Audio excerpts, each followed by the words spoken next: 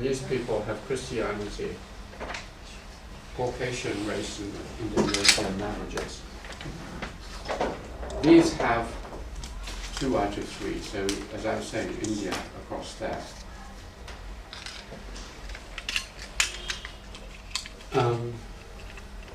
This is the one I wanted.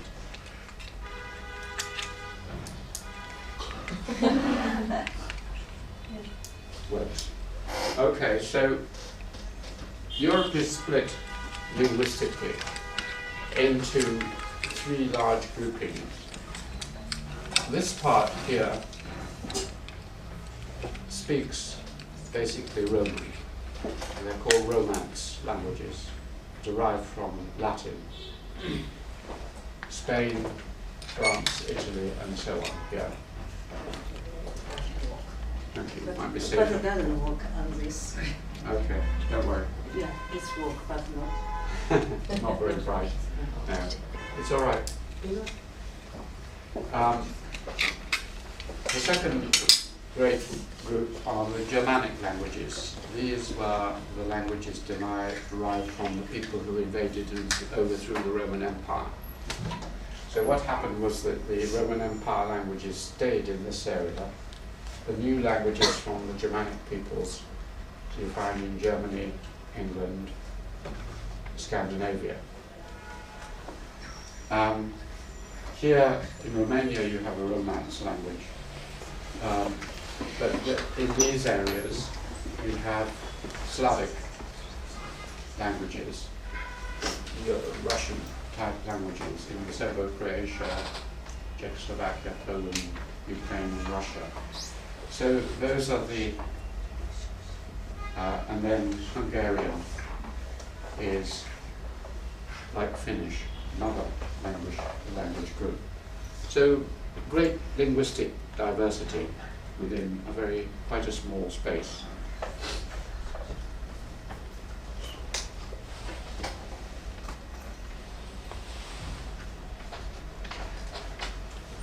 I seem to be talking for nearly 40 minutes. I can't quite believe it, but 35 minutes. So I think I'll just stop just for 5 minutes and give you a little break. The first bit was quite difficult, okay? If there are any questions, please ask them now. Otherwise, just have 5 minutes. Yeah, I have one question. You know the keyword, I think most myself not understand the keyword. Axial, yeah. Axiology.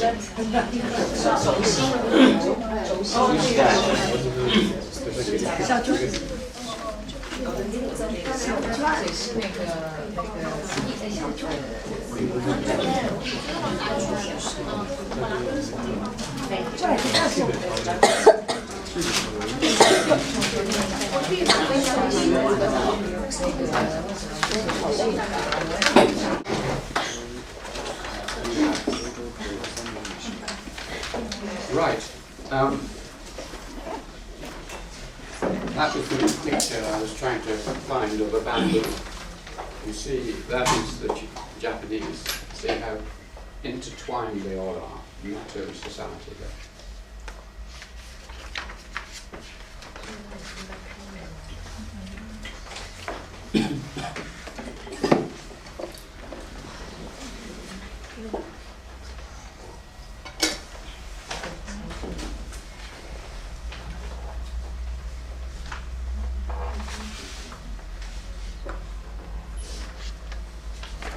So, not only is Europe very divided by its languages, it's also divided in every cultural feature. It's difficult to remember this, but about 100 years ago, perhaps a little more than 100 years ago, if you went from one little part of Europe to another, even within a country, if you were travelling in France or Germany, or Italy, or Spain, you could travel from here, the distance from here to Chongqing, and you would be in a totally different world. People's houses would look absolutely different, their food would be different, their costumes would be different, their dialect, the way they spoke, even if they spoke roughly the same language, you couldn't understand them. Their marriage customs would be different. The way they brought up their children would be different, just between here and Chongqing. This is very different from China. There's much more uniformity of styles. There's a huge difference, obviously, from the north to the south, to the east, but a couple of 100 miles doesn't take you into another land. But in France, 100 miles, 200 miles takes you into a different language group. The Languedoc of the south, the Languedoc of the north, different agricultural systems, different histories, myths, stories, customs. So Europe, in fact, it's often forgotten, was only unified culturally really just before the First World War. That's only a little over 100 years ago. There's a well-known book by an American historian called Eugene Weber, spelled the same way as the sociologist Weber, W-E-B-E-R, called Peasants into Frenchmen. And the theme is how France was unified at the end of the 19th century by language, by customs, by law. So there are huge differences historically. And one of the great differences was in family systems. You can see that here, for example. A friend of mine called John Haynau, who was a historical demographer, he studied population patterns. He looked at the two key indicators, which is the age at which you get married and what proportion, how many women get married. And he found, to his great surprise, perhaps he understood this because he was actually, I think, Hungarian, from Eastern Europe, certainly with the name Haynau. And he discovered that there's a line across from St. Petersburg, or Leningrad, to northern Italy, Trieste, which divides two worlds. This world here, Eastern Europe, traditionally, women got married at about 17 or 18 on average.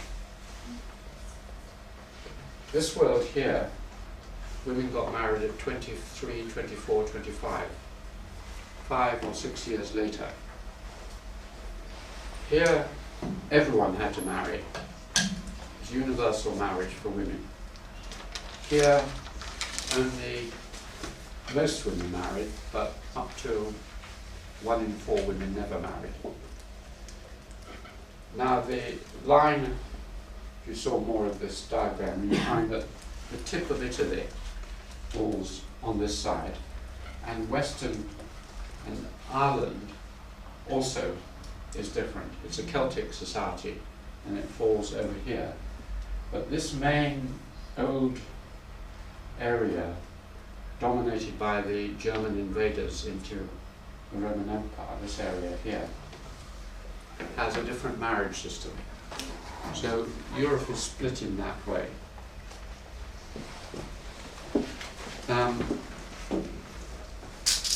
It's also split in that roughly across here, the northern half of Europe and the southern half of Europe, in this area, the family is much, much more important.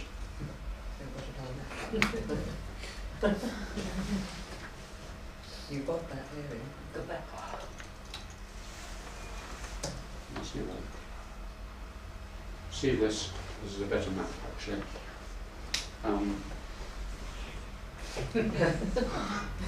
Over there, this area, roughly across here,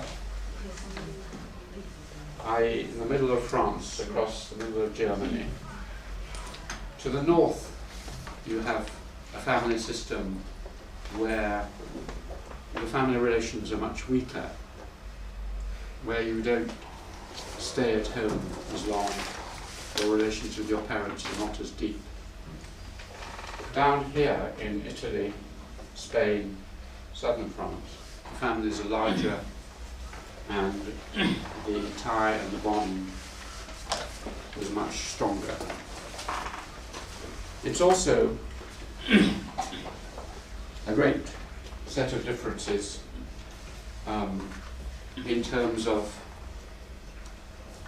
the whole material culture. There is a very, perhaps the greatest French historian, and perhaps the greatest historian of the 20th century, is a Frenchman called Marc Bloch.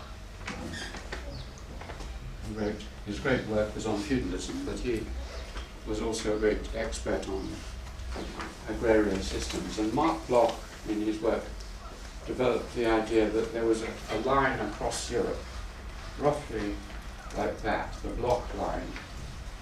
To the south, the land, the soil here in the south is rather thin, sandy, and easy to work.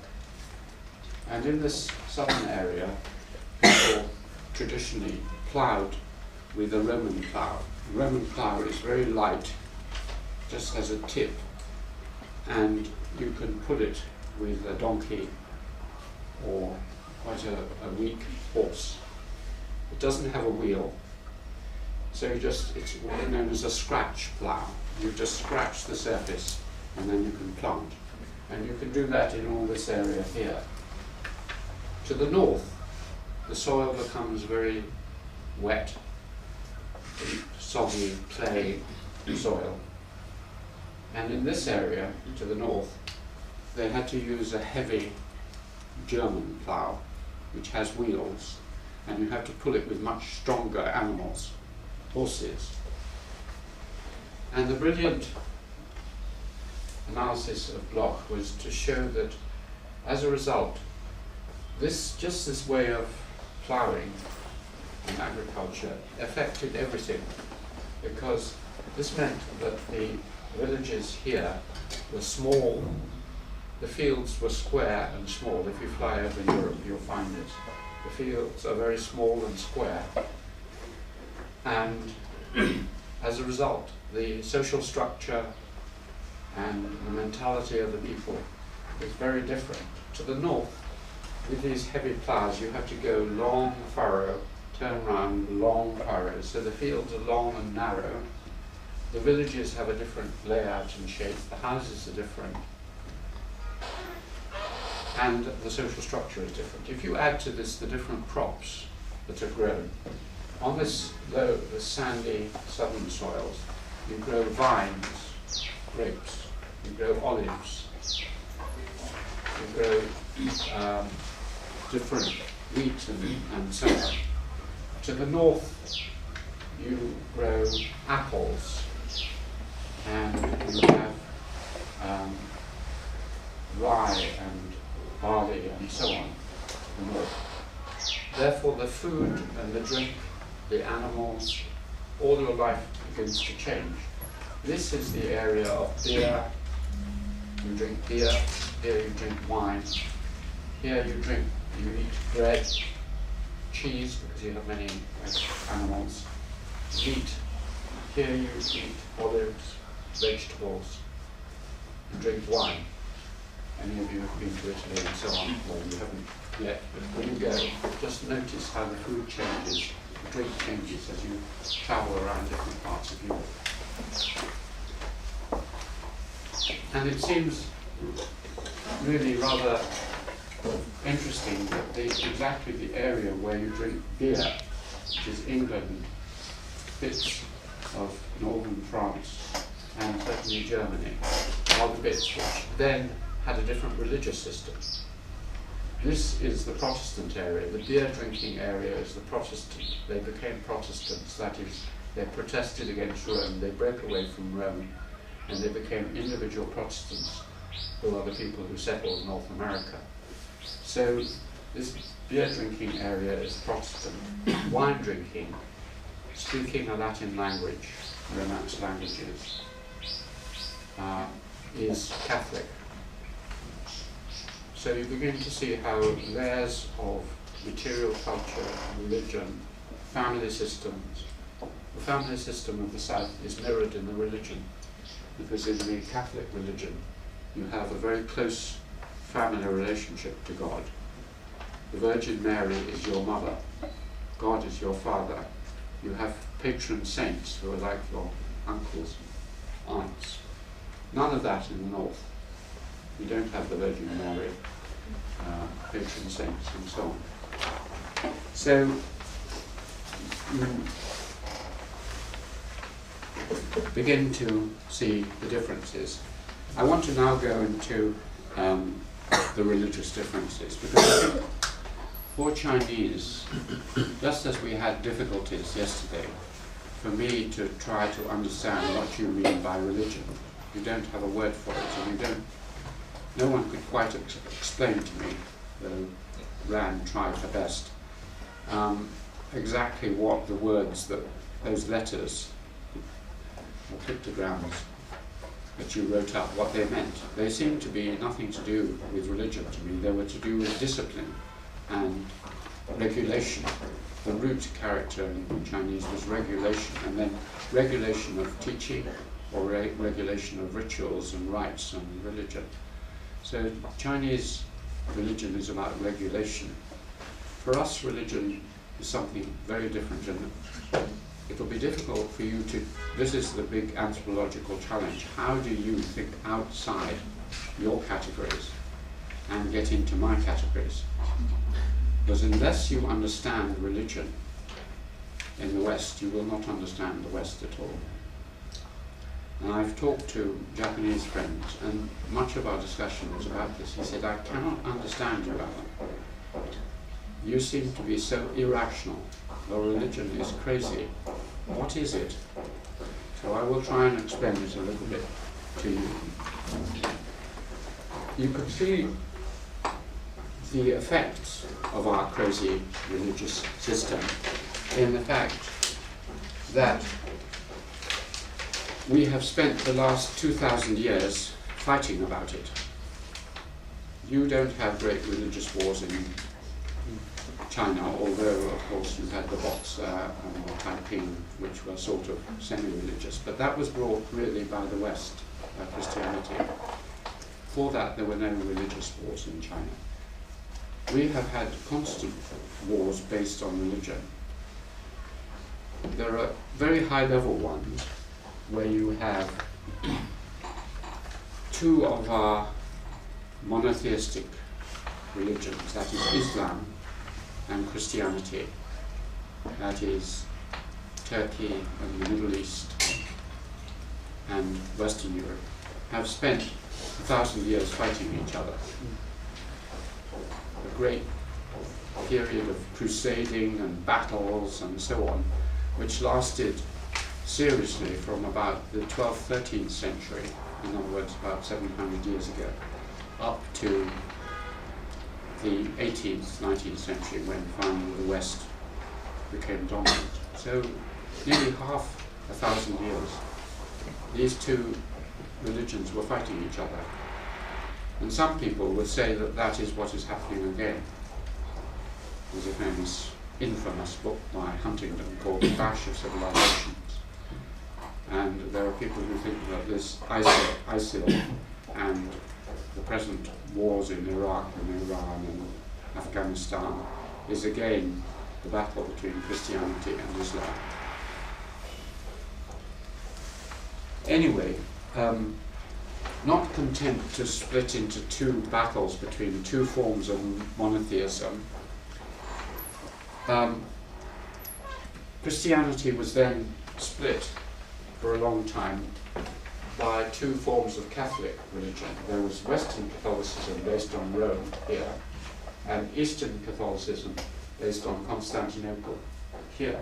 So this is Eastern, Western Catholicism, and you have Russian Orthodoxy. So there's a religion here covering much of Eastern Europe, and a religion of Catholicism covering Western Europe. And that split still remains and has been there for 1,000 years. And then, not content with that split, there was the other one, which I mentioned, between the beer-drinking north, the Protestants. This is from the 16th century, from Luther, the 1530s onwards. The north has a different religion. It's a sub-branch of Christianity, but it is opposed. And for a century and a half, there were terrible wars between the Protestants and the Catholics.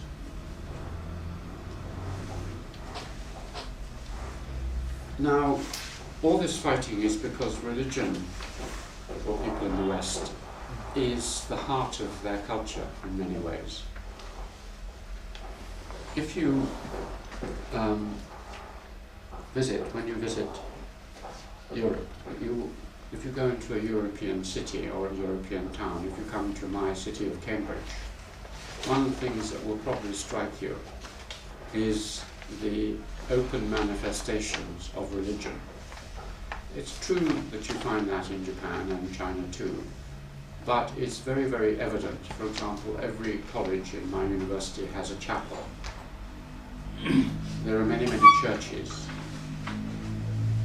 But this is just the surface of it, because it's not just that every village in England has a church. Your Chinese villages don't have any religious buildings. The model village we went to in Fujian, there were no churches of any kind, no Buddhist shrines, nothing. But if you'd gone to an English village of that size, you would have found a church. So we have throughout our villages, every village has a church. The schools, all our schools started as religious schools, run by the church. And until recently that was still the case. Much of our education was in the hands of the church, not separated out. Our universities. One way of looking at my University of Cambridge is as a religious organisation. For example, in my college, in King's College, until 150 years ago, well, less, you couldn't be a member of the college. I couldn't be a fellow of the college, a teacher in that college, unless I took holy orders. That means I became a clergyman. Every teacher, Newton, Darwin, well, not Darwin because he wasn't a fellow, but Newton and all the dons, all the people who taught in the universities, had to take religious orders. That meant they could be clergymen. You could not marry in my university until about 150 years ago. So for the first 600 years of my university, you were not allowed to marry, just like if you were in a monastery. Every day you had to go, as a fellow of my college, every day to the church for an hour to worship. The teaching was bound up with religion. You taught philosophy and theology in there. So basically they were like monasteries, our universities, for most of their history. Then again, if you look at our literature, I remember my Japanese friends saying, "Why are you so religious, Alan?" And I said, "I'm not religious. I don't believe in God. I'm a free thinker." And he said, "You just have to look at English literature. You look at your poetry. You look at your plays. You look at Hamlet or King Lear or all your major literature. All the time God is there.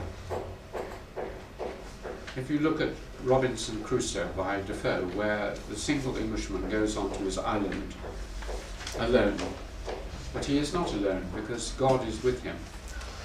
God travels with every Englishman anywhere he goes. He never escapes from it. So your literature, your poetry, your philosophy is filled with the assumption of Christianity beneath it. All our language is suffused. Our modern language is heavily influenced by the translation of the Bible into English at the time of King James. Many of the ways we think, the metaphors we use, are from the King James Bible. And God is always present. He is always on our shoulder, whether we believe in him or not. Again, our music. Those of you who like Western classical music, if you think of Bach or Mozart or Handel or all the classical composers of the West, and obviously earlier the Italians, then Monteverdi onwards, they are nearly all writing in a religious tradition, a sacred tradition. And even if they're not explicitly, if you listen to Mozart, sometimes he's not explicitly writing for church services, but there is always the background of religion. Our politics, as I mentioned, the wars, but also our general politics, are suffused with religious metaphors and religious thoughts. And, as I say, our philosophy and our science, as I was trying to explain to you, our scientific revolution was one of the theories why we had a scientific revolution in Europe, which didn't occur in China, is because we had this underpinning of a belief in a single God who had created this world with its natural laws. Our greatest scientist, Isaac Newton, spent the last part of 20, 30 years of his life not on science, but on religion, trying to study the meaning of God and the numbers of the beast and things like this.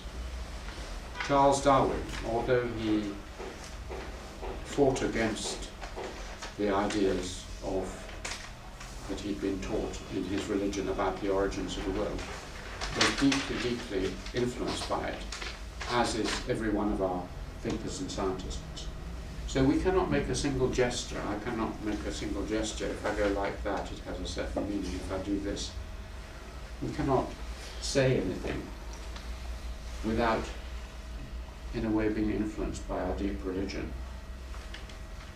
And it's right inside our inner being. When I do something, I feel guilt, or I feel God is happy. When I'm walking along the pavement, if I see a worm squiggling along the pavement, I often go and pick it up and throw it onto some land so that it can live. And I think, God will be happy with me, because I've saved a worm's life. So, everywhere, guilt, sin, fear of death, our attitudes to animals, our attitudes to pain, our art, everything is related to religion.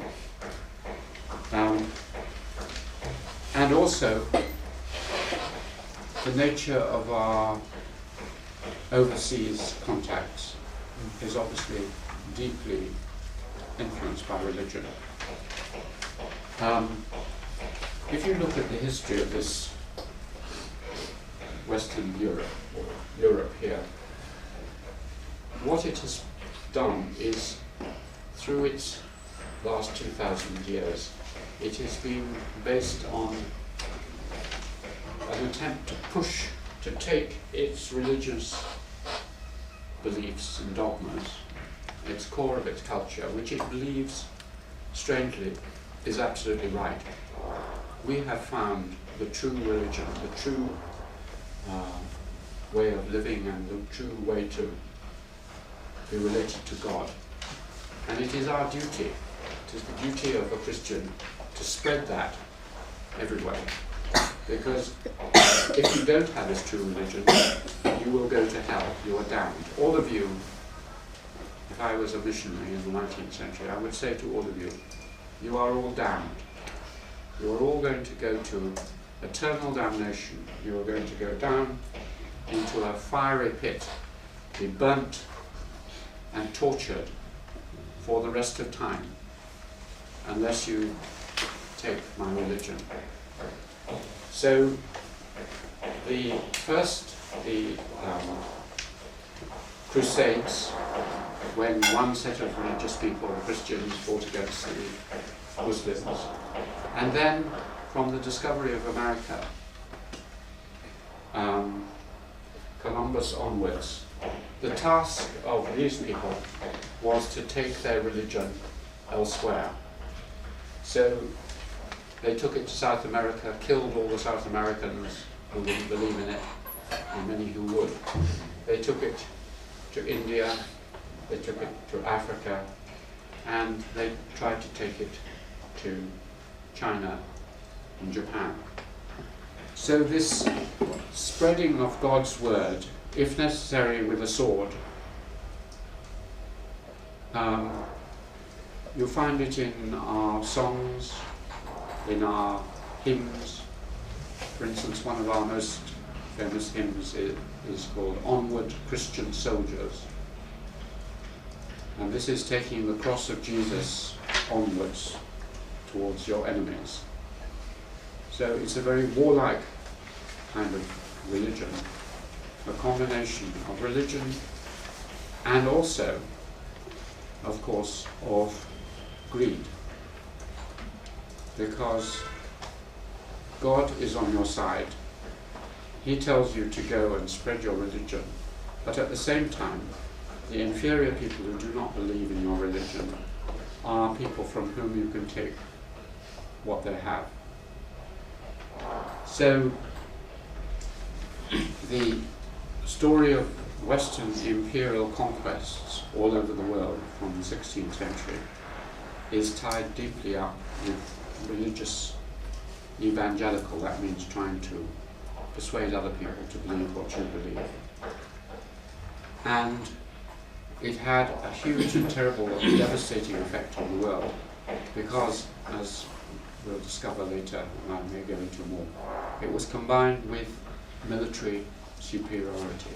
One of the advantages of the fact that these small countries were constantly fighting each other was that the weapons of these countries became better and better. So by the 16th, 17th century, the Europeans had taken the great Chinese invention of gunpowder, turned them into effective weapons, and so when they tried to spread their religion to other parts of the world, they could do this at the point of a gun. And this, of course, is what America is doing now.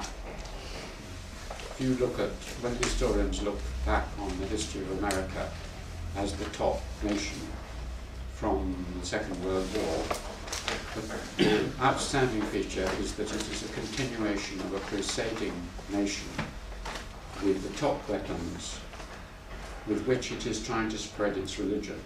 Its religion is not just Christianity, though that is part of it. It is democracy. It is the American way of life. It is the rights of man. It is equality. It is all that package. But if you don't like it, you're dead.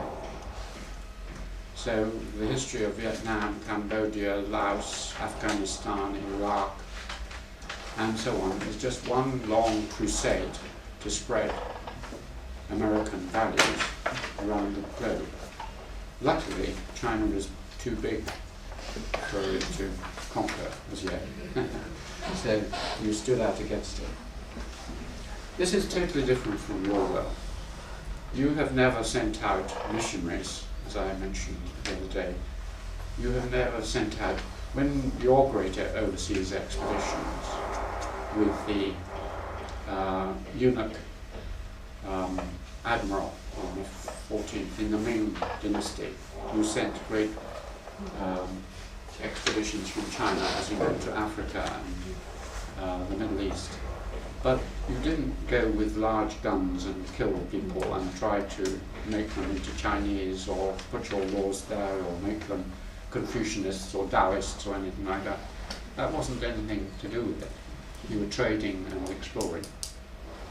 So China's never had this missionizing, which is one of the great things we admire about your civilization. Because The next thing I want to take you to is also very important for you to understand. And this is the concept of nations and nationalism. Now, you live in a, as I explained yesterday, you live in the Middle Kingdom, which has these tributary states around you,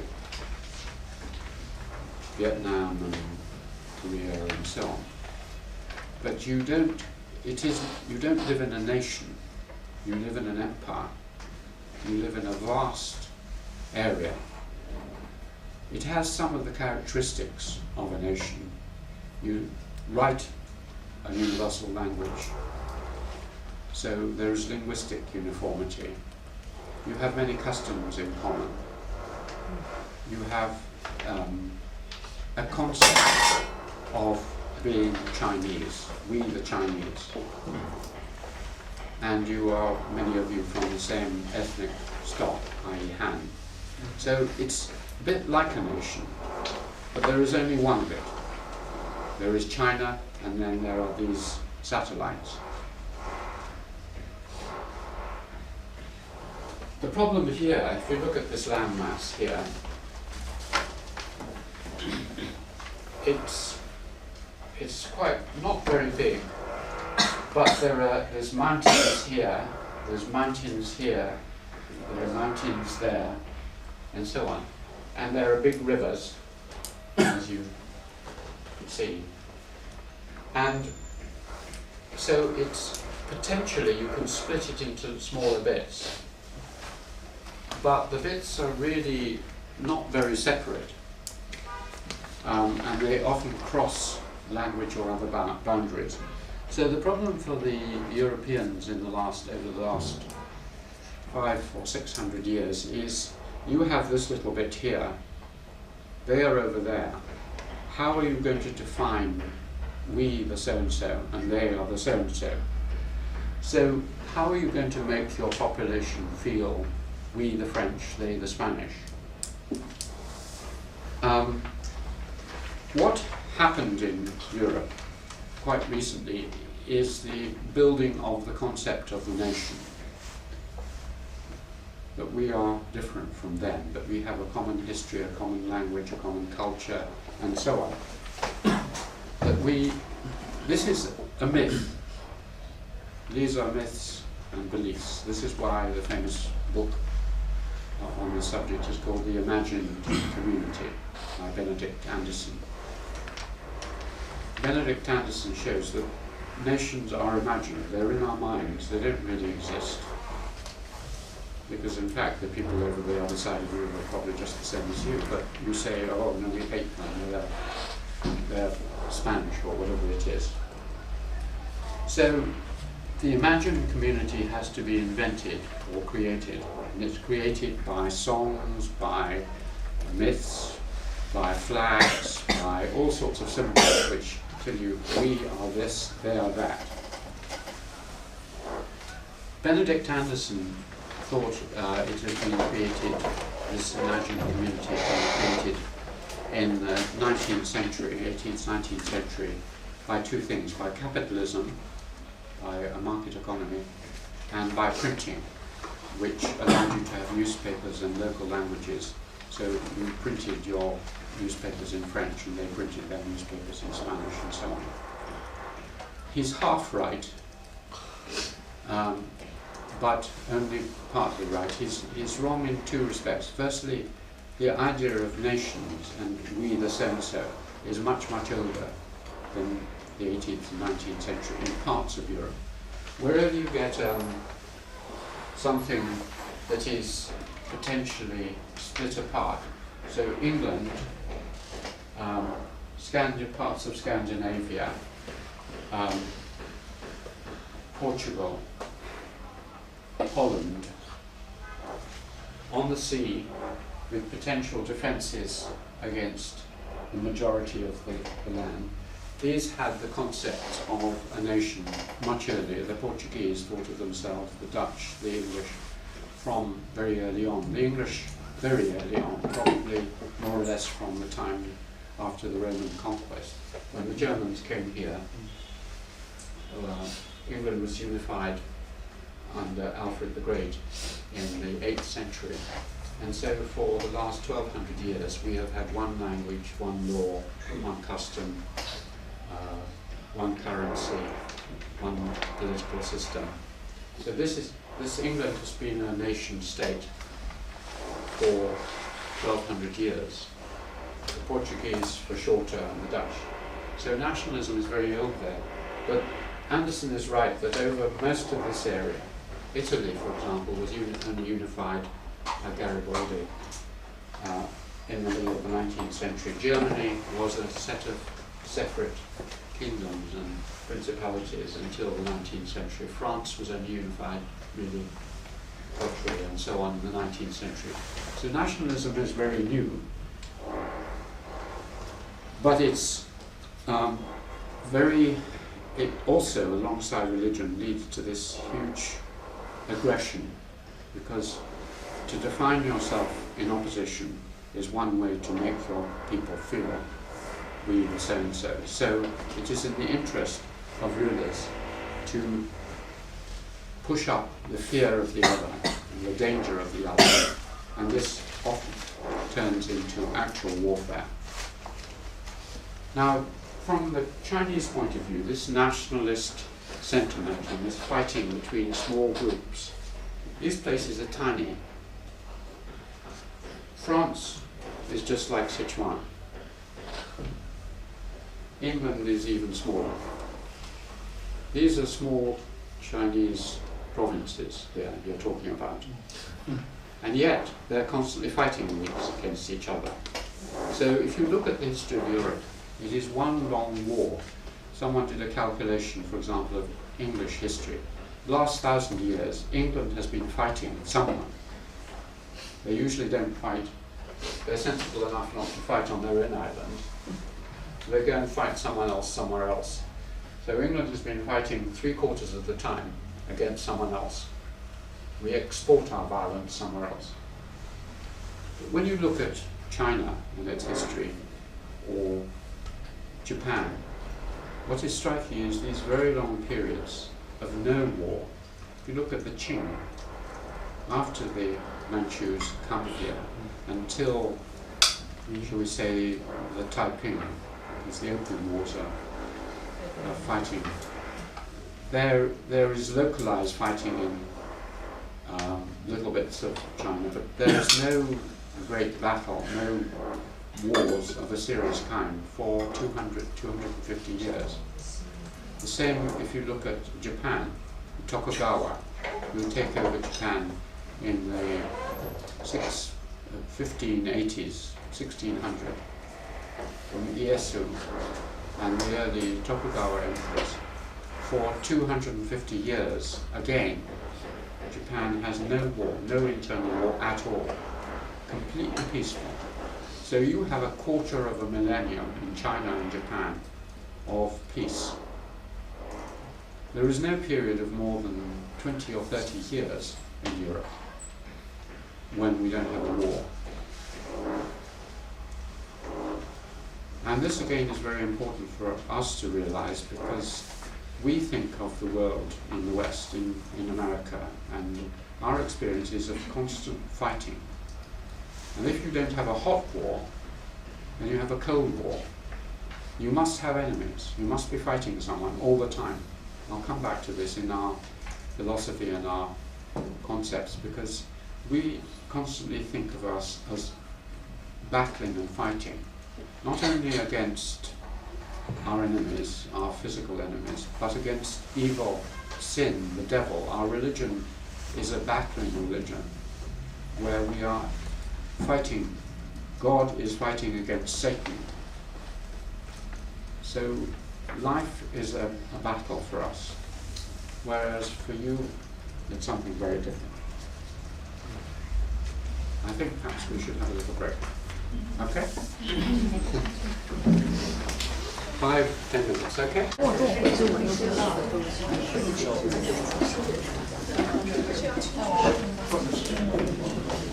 Fighting. Yeah.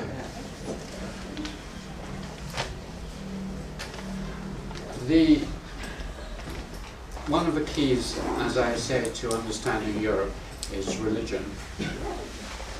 Another key is law.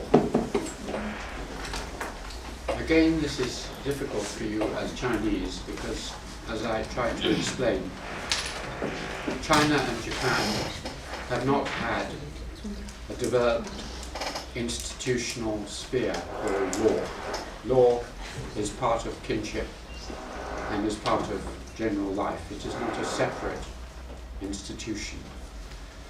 But in Europe, law is absolutely central. And until you understand its role and nature, you won't understand Europe.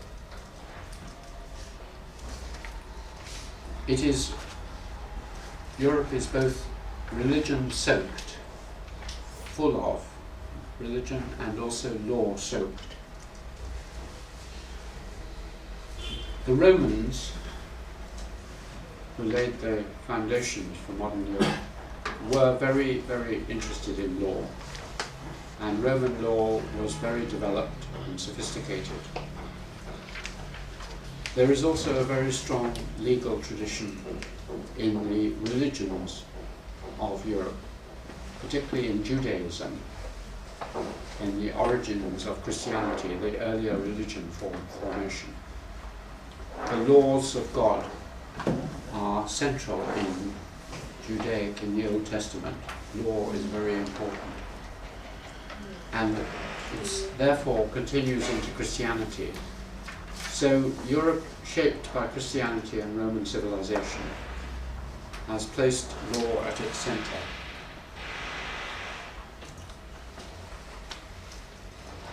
For 500, 800 years after the fall of Rome, the Roman legal system was much less powerful as the language was. But then it came back in again, and spreading out from Italy, Bologna, from about 1400, 1450, the University of Bologna, Roman law spread and spread and spread and spread down into Spain and up through France and into Germany. In Holland, you have a mixture of German, the old German law and the Roman law, and there are elements of the old German law dotted around here, but on the whole of Europe was reconquered by Roman law from the 15th, 16th, 17th centuries. This is very important to understand because Roman law, the kind of Roman law that was taught in Bologna and reconquered Europe, was very hierarchical. It was devised towards the end of the Roman Empire by the Emperor Justinian. It's called Justinian law. Yeah.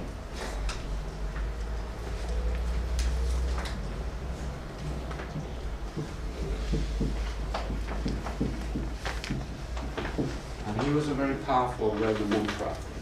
And the law codes of Justinian, which were spread across, he was an emperor. The emperor was at the top of the system, and the whole legal system was top down and very hierarchical in every way. It was even more hierarchical and powerful than the Chinese system. In this system, the emperor can do no wrong. In the Chinese system, you have the mandate of heaven, and the emperor can do wrong. This system gives the ruler absolute power. He has the mandate of heaven, he has the divine right of kings. That is, God's power has come on him. But once he is given it, he can do no wrong. So it is an absolutist system. And as I was writing these lectures, I was beginning to see that this tradition of an absolute power of the ruler, which you find in this revived Roman law, lies behind some of the tragedies of modern Europe. For example, fascism and Hitler. Stalin, and these absolutist rulers derive their justification from this ancient Roman system that the ruler can do no wrong. And this philosophy of law was one of the reasons why the rulers were so keen to bring it in.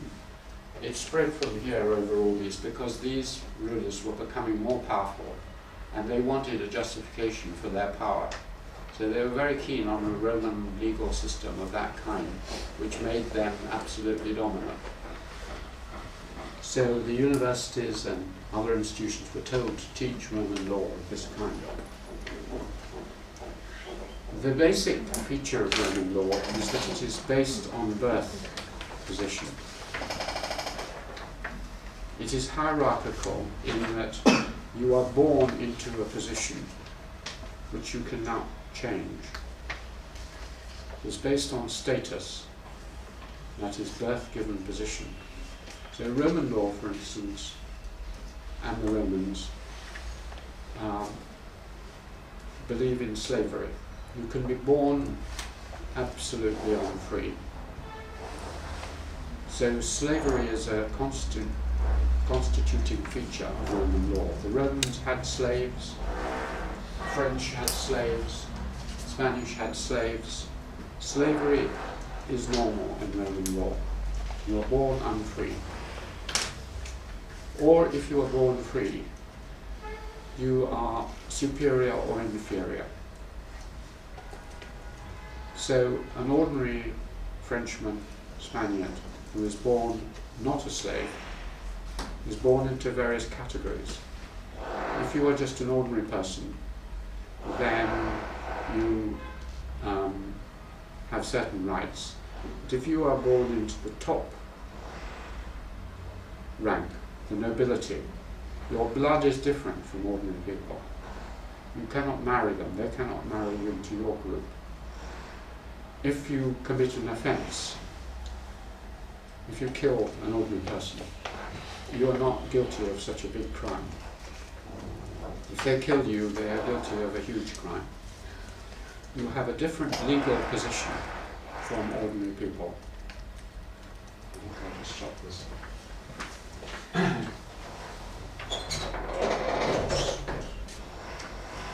So, Roman law is based on that. It's also based on inequality of gender.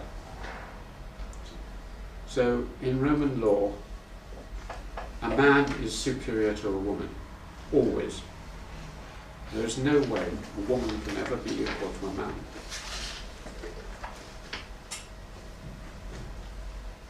There is also structural inequality in the family. The father has huge power over the children. In Roman times, he could sell his children into slavery, could kill them.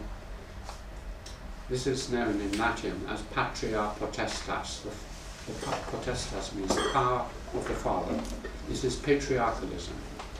So Roman civilization, so all the countries that took this Roman Justinian law became male-dominated, father-dominated, imperial and royal-dominated. And the legal system that executed this was also different in other ways. The concepts of property, for example, in Roman law, are such that you divide things, objects, and people. There is a huge difference. You treat things in one way, people in another way. Now, in English law, which we'll come to later, we have a much more flexible, subtle legal system, which allows you to think of people as things and things as people. So we can create artificial things like corporations and trusts and all sorts of institutions which have a quality both of being like people and like things. This idea is unimaginable in Roman law, and this is why in the 19th century many great Roman law experts in Europe could not understand English law. It seemed a muddle, it seemed to conflate two different ideas which are held apart in Roman law. So English law and of property is much subtler, more complex, and much better as a basis for capitalism. And this is why Max Weber said that modern capitalism derives from German law, Germanic law, with its ideas of different kinds of property and different kinds of things, bundles of rights here, setting up trusts, setting up bonds, setting up mortgages. All these things are German ideas. They're not in Roman law at all. So banking, modern banking systems, modern financial instruments, all the things that run the world economy now, did not come out of Roman law, they came out of Germanic law of England.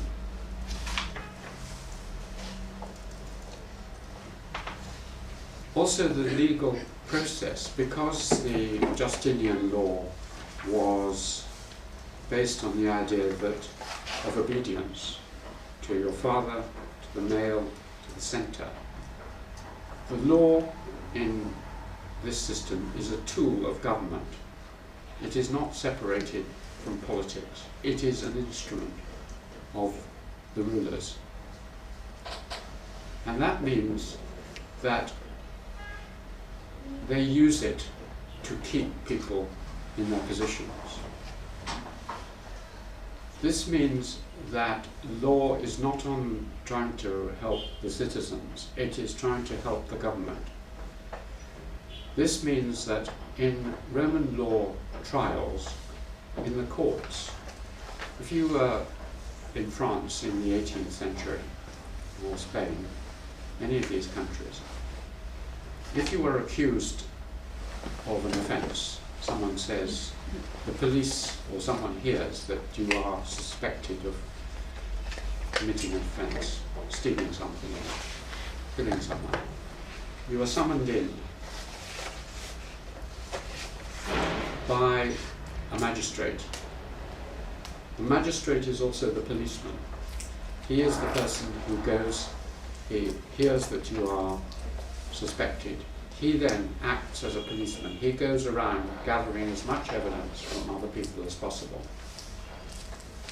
He does this any way he likes. He can use torture. He can make up information. He can come back to you. He brings you into the court, and he says, "I've heard from so and so that you've done this." It doesn't need to be true. It can just be made up. He says, "Your wife said you did this." You don't know. Maybe you did, maybe you didn't. And if you say, "No, I didn't," he says, "All right, you'll find out." He tortures you. Torture is routine. And if you admit, then that's fine, you're executed. If you don't, you're just tortured and tortured and tortured.